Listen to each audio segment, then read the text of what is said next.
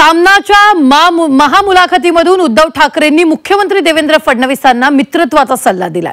वादग्रस्त मंत्र्यांमुळे फडणवीसांची प्रतिमेला तडा जातोय, त्यामुळे त्यांनी मंत्र्यांच्या भानगडी मोडीत काढाव्यात असा सल्ला उद्धव ठाकरेंकडून देण्यात आलाय। दरम्यान ठाकरेंच्या सल्ल्यानंतर भाजपने मात्र टीका केलेली आहे। पाहूया।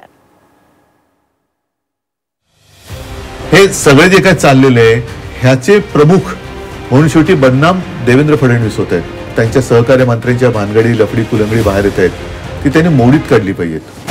देवेंद्रजींना एके दिवशी आव्हान केलं होतं आपण की एक तर तू रहेगा नाही तर मी राहीन, आणि आता आपण देवेंद्रजींना सल्ले द्यायला लागलात। हा किती मोठा विरोधाभास। गेल्या काही दिवसांपासून महायुतीचे आमदार आणि मंत्री चांगलेच वादात सापडले। दरम्यान हाच धागा पकडत सामनाच्या महामुलाखतीमधून उद्धव ठाकरेंनी मुख्यमंत्री देवेंद्र फडणवीसांना एक सल्ला दिला। मंत्र्यांच्या वादामुळे मुख्यमंत्री फडणवीसांच्या प्रतिमेला तडा जातो, त्यामुळे फडणवीसांनी त्यांच्या सहकारी मंत्र्यांच्या भानगडी मोडीत काढाव्यात असा सल्ला उद्धव ठाकरेंनी मुख्यमंत्री फडणवीसांना दिलाय। हे जे काय आजूबाजूला चाललेलं आहे अगदी त्यांच्या प्रतिमेला तडा देणार हे काम आहे। काल सुराजी बॅग तुम्हीच दाखवली, त्याच्यानंतर ते धक्काबुक्की चाललेली आहे। कुठे जमिनी लाटल्या जात आहेत, कुठे इनाम म्हणून जमीन दिली जाते, कुठे 3000 कोटीची चोरी सुप्रीम कोर्ट पकडून देते।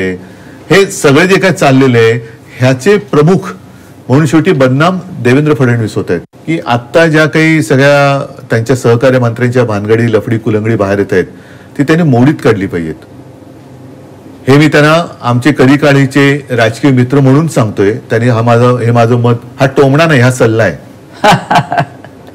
हा टोमणा नाहीये, हे त्यांना आधी स्पष्ट करतो, हा सल्ला आहे की त्यांनी मोडून काढलं पाहिजे जर ते नीती वगैरे सगळ्या गोष्टी पाळत असतील तर। उद्धव ठाकरेंनी मुख्यमंत्री देवेंद्र फडणवीसांना दिलेल्या सल्ल्यानंतर भाजपचे प्रवक्ते केशव उपाध्ये यांनी ठाकरेंना प्रत्युत्तर दिले। आधी फडणवीसांवर टीका करायचे आणि आता सल्ले देत आहेत असा टोला त्यांनी लगावलाय। एवढंच नव्हे तर ठाकरेंची मुलाखत गोंधळलेली होती असा चिमटा देखील त्यांनी काढला। देवेंद्रजींना एके दिवशी आव्हान केलं होतं आपण की एक तर तू रहेगा नाही तर मी राहीन, आणि आता आपण देवेंद्रजींना सल्ले द्यायला लागलात। हा किती मोठा विरोधाभास। त्यामुळे बरं त्यातून पुढे म्हणतं की हा टोमणा पण नाही, म्हणजे आपण टोमणे देतो हे एक अर्थाने कबुली केली। एक गोष्ट मात्र नक्की झाली, या निमित्ताने आपलं मुसलमान प्रेमही दिसून आलं। अतिशय आपुलकीने मुसलमानांनीही संदेश पाठवले, हे आपण मुलाखतीत म्हटलं। एकूणच मुलाखत वैचारिक गोंधळाची कालची आणि आजची गोंधळात गोंधळ असणारी आहे, हे नक्की। काय गोंधळ याच्यात? शब्द आहे फक्त गोंधळ, पण गोंधळ काय जरा स्पष्ट केलं तर बरं होईल। फक्त शब्द आहे गोंधळ, पण गोंधळ काय झालं ते सांगावं। गोंधळ काय झालेला आहे? सुस्पष्टपणा आहे सगळ्याच्यात। गोंधळ काय? तुमचा गोंधळ आहे। भ्रष्टाचार करत नाही म्हणायचे सगळे भ्रष्टाचारी भरलेले आहेत।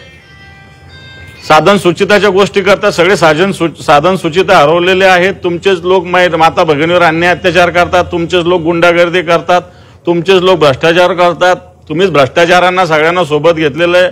गोंधळ कोणाचा आहे, तुमचा आहे का आमचा आहे? ठाकरेंनी फडणवीसांना सल्ला देत अप्रत्यक्षरित्या शिंदेचे आमदार आणि मंत्र्यांवर निशाणा साधला। दरम्यान यानंतर शिंदेच्या शिवसेनेकडून ठाकरेंवर पलटवार करण्यात आला। नेतृत्वाची प्रतिमा मलिन होणार नाही याची जबाबदारी आमची आहे, ती आम्ही पार पाडतोय, मात्र आमच्यावरच्या आरोपांना काही दिवसात उत्तर देणार असल्याचा इशारा मंत्री योगेश कदम यांनी दिलाय।